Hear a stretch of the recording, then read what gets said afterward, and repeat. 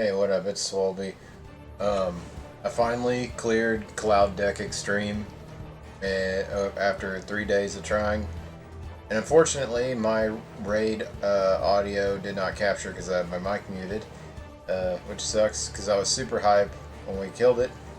But instead, I'm going to just talk over it and say what I think of it and my first real piece of in-game content that I did for FF14.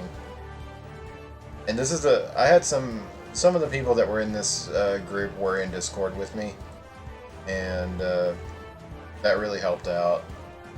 We had a couple of other groups that were trying to do this over the past 3 days or so, or 3 or 4 days, I think.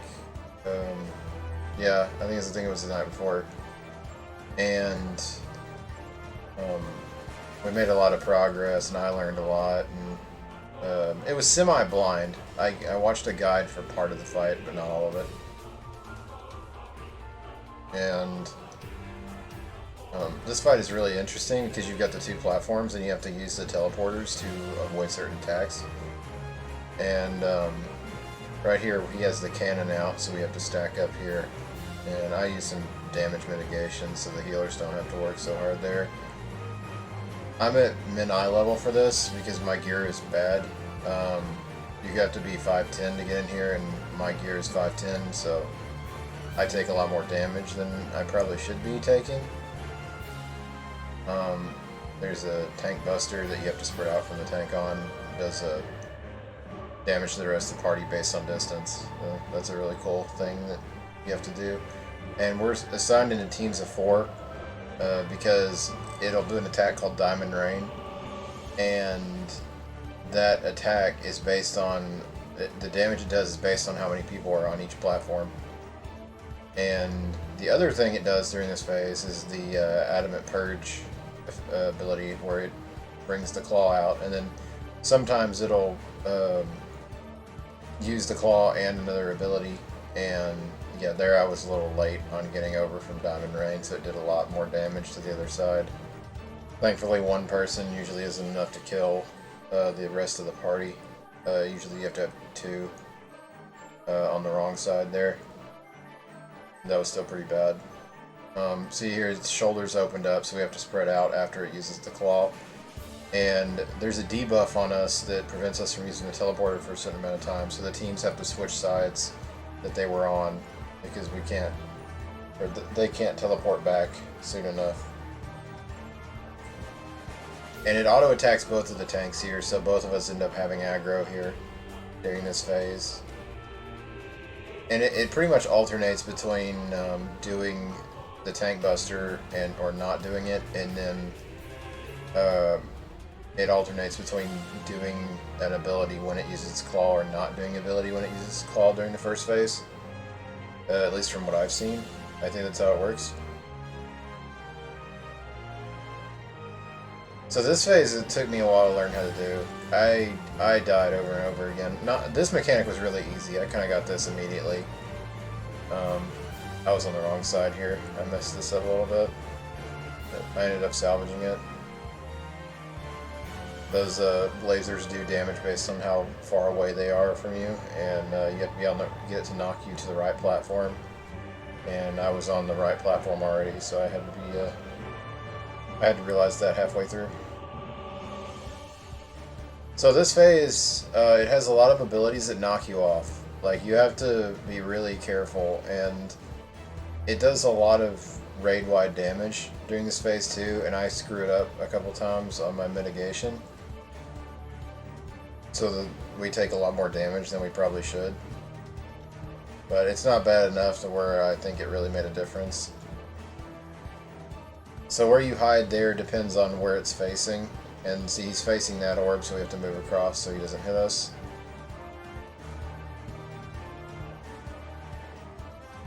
And there's a mechanic here I still don't understand how it works. I'm probably going to have to go look at a guide later. I was mostly just listening and looking at what other people were doing to try to avoid it.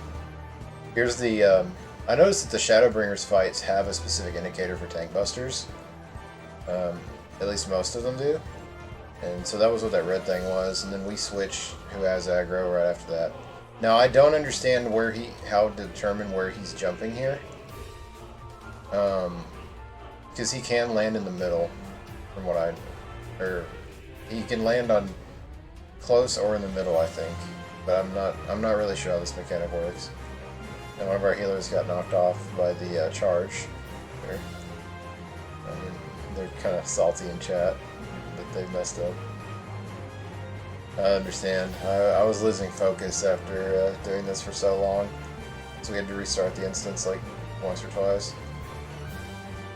I think we only actually had to restart the instance once today.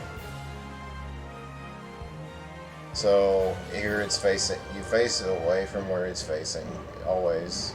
And because of where the hands were, we knew where to stand. Although I was mostly just following other people there. And I got hit by the lasers because I wasn't paying attention. You really don't want that to happen. I actually almost die, I think, because of the damage up debuff. Another thing I noticed that this game does, as a general, there's the tank buster icon. Another thing I noticed this game does is, since a lot of the late Shadowbringers fights is, or I think it does it in Stormblood too. A lot of the modern fights, anyway. Every time you mess up a mechanic, it puts a damage up debuff on you. The older fights really don't do that, so that's kind of interesting. They tried to find a way to make it to where you couldn't repeatedly mess up and luck out or something. So they wanted you to be like reliably punished for messing things up. I think it's a lot better than the ways they tried to do that before. At least when I played the earlier content. You just have to look out for the bits there and kind of move around to avoid that.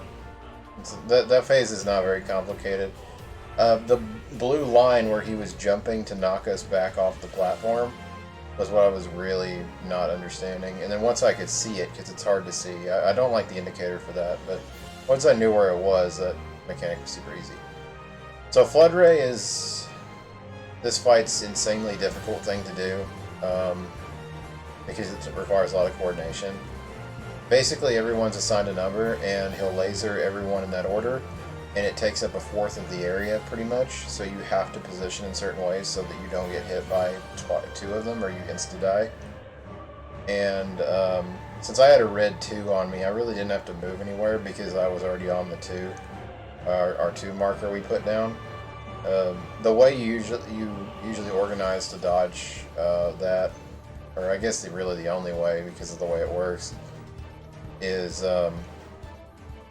the people that get the early numbers, the 1 through 4, will stand on the outsides where the indicators are, and where we put them, and the people with the higher numbers will stand in the middle, and then you'll swap out as the people get hit as the beams rotate around. Now, it's pretty big brain, and I probably would never been able to figure that out, but luckily there's smarter people than me that play this game, so that was awesome. And this is where the teleporting, you have to change your timings a little bit, because the hands come out and they'll shoot right before you have to teleport, and if you teleport too early, they'll hit you. So that's kind of a difficult thing to deal with. And then as soon as he starts doing mechanics, he'll also spread the hands out, so you have to avoid getting hit by that, along with whatever it's doing after the claw. Because it'll use the cannon and the spread pretty much every time, I think, now, instead of alternating. So you have to dodge it and the thing. So this mechanic I didn't understand at first, but then I realized that I was overthinking it. It'll basically put lasers down that follow you, and I got confused there for a second, even though I watched it like 3 or 4 times. I did the wrong thing, but fixed it. But basically, you just lead them over to the side, and the lasers will follow you, and then you teleport over, and the lasers will follow you, and then after the last beam, you'll stand in the bombs that explode so that they don't blow up the party. Because those orbs that come down, if they touch the ground without hitting a player, it'll do a bazillion damage to everyone. Now, I think our healer went to the wrong side. Or no, they died. So I had to use my invuln there, and the other healer, he was on Discord, and he came over to try to get within sight range of me so he could heal me from across the platform. That saved me there. We teleported over, and then he's going to do the stack mechanic, and I think somebody dies because of a bug. Either that or they got clipped by the laser. I'm not sure. There's a bug in this fight that I think that can sometimes happen where even if you stack, you'll die. But it's so rare that it only happened once, I think, in the entire time we were doing it. I don't know if that's accurate or not. That's what people were saying, though, in Discord. So we get Flood Ray again, and I'm on the right platform again. I'm lucking out with my numbers. I have a 5, so you trade with the person that has a difference of 4 with you, because that's going to be like the first person to go. And so I trade with number 1. And then we swap back over to the platforms we started on, just for the sake of convenience, and because we're going to have to start switching again. We got our other healer back up, so this is still pretty sketchy on my how much damage I'm taking. This boss hits really hard during this phase or something, because either that or the healer was running out of mana. Yeah, that could have been it. I mean, it doesn't look like it. Maybe they didn't have their big cooldowns up or something. But it was I was a little scared there that I was going to die or something random, but I ended up living through it. The tank limit break earlier, the other tank had to limit break because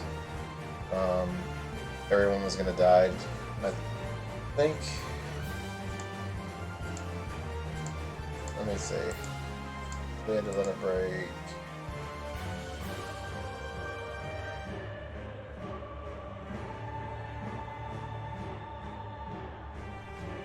What do we have to limit break to?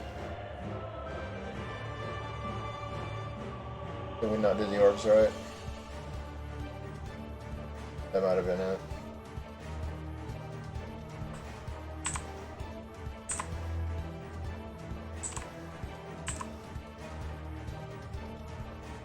Oh, okay, yeah. There was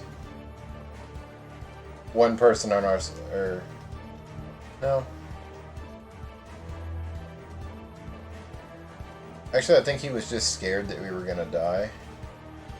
But yeah, it was because we did mess up the orbs the first time, and he did limit break the last time we did it because we had somebody on the wrong side of the platform. I couldn't tell if we had all 4 on our side or not there, because my camera angle, but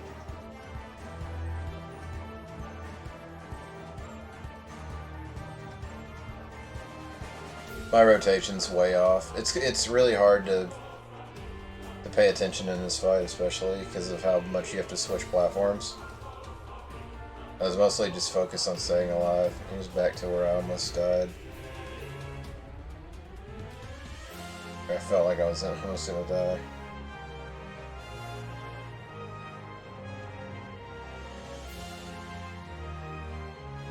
Yeah, I was getting really excited at this point. I was basically just saying into the mic, please, please, please, please die. And yeah, so we're gonna wait for the beams to go off, teleport over, and swipe that. I was really worried here because we did have a round where we got it to 0.5 health and it enraged and killed us. And here I was yelling. I'm so sad that I didn't get to record my reaction to this because I was going insane. I was so excited we killed this. And one of the other people on Discord with me hadn't killed it yet either, so he was really hyped too. For my first real piece of in-game content, I think there were a couple other people that hadn't done it before in here, but yeah, for my first piece of actual current in-game content for this game, this fight is fun. It's really hard, but it's made me really excited to do the rest of it. Because there's so much coordination involved, and it's a little different than the older fights that I've already kind of been doing, because they're a little less organized in terms of like movement. So I was really happy that I got a kill on this. And I'm gonna keep farming it because I want the weapon, but FF14, if all the in-game content is kind of like this, then I'm really excited. The what's it called?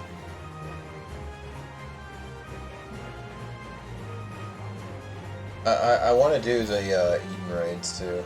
I really want to do Eden now. And, doing that got me really hyped up for doing the Eden raids. The only thing is I just need better gear. My gear isn't good enough yet to do some of the other stuff, but I'll get there. I need to work on my rotation too and memorizing how to do that, because I lost a lot of damage. I was just trying to frantically remember stuff, and my attention was like wearing out. I was making really dumb mistakes, especially in the 2 times we did this before. Like my brain was just shutting off and doing easy things wrong. Like I was starting to get worn out. Yeah, this fight is really cool. It was really interesting compared to all the ones I'd done before, because it just felt different in a way. And it makes me really excited for Endwalker, because I just want to see what the new trials and bosses are going to be like. Because if it's anything like this, then I'm going to spend so much time doing that stuff. Yeah, there's my first kill on the Diamond Weapon Extreme. Hopefully I can, hopefully next time I record Final Fantasy stuff, I have my my mic on, so I can just upload the raw reactions to beating the fights. Anyway, I'll see you guys later, and thanks for checking this out.